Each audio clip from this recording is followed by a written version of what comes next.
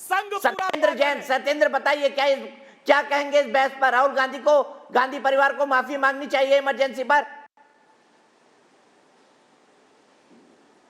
दीपक जी, मैं आपके news nation channel को धन्यवाद देता हूं और न्यूज नेशन चैनल के माध्यम से सारे देश की जनता जो आपके व्यूअर्स हैं उनसे भी उनको भी बताना चाहता हूं, निसंदेह इसको पूरे गांधी परिवार को और पूरी कांग्रेस पार्टी को माफी मांगना चाहिए।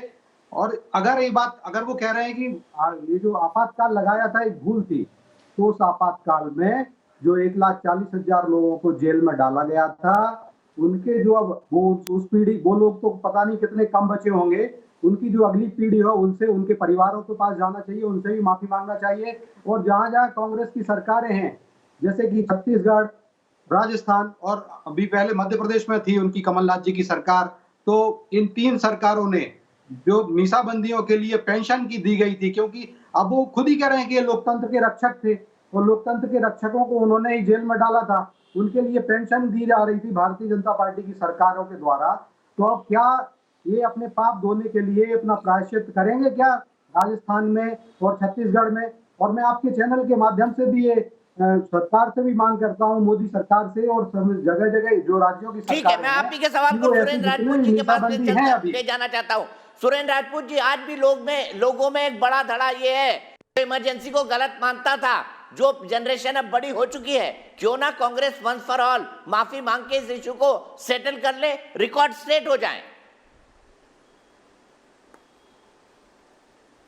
दीपक भाई, आप तो बड़े वरिष्ठ पत्रकार हैं, आपको तो मालूम है कि श्रीमती इंदिरा गांधी जी ने तुरंत ही माफी मांग ली थी और उस माफी का ही नतीजा था कि जहां 77 में हमारी हार हुई थी और 80 में हमें 347 सीटें मिली थी। आपके सामने ऑन रिकॉर्ड है। सच बात यह है कि राहुल गांधी जी में ही हिम्मत है कि अगर कोई इतिहास में गलती हुई तो उसके लिए भी हमने खेद व्यक्त किया, क्षमा मांगी। हमारे प्रधानमंत्री जी श्री मनमोहन सिंह जी ने 1984 के लिए भी क्षमा मांगी। लेकिन जिस तरीके की भाषा का उपयोग भारतीय जनता पार्टी के और संघ के प्रवक्ता करते हैं, क्या यह उचित है? और क्या हम लोगों से अनुचित शब्द कहलवाना इन लोगों के लिए उचित है?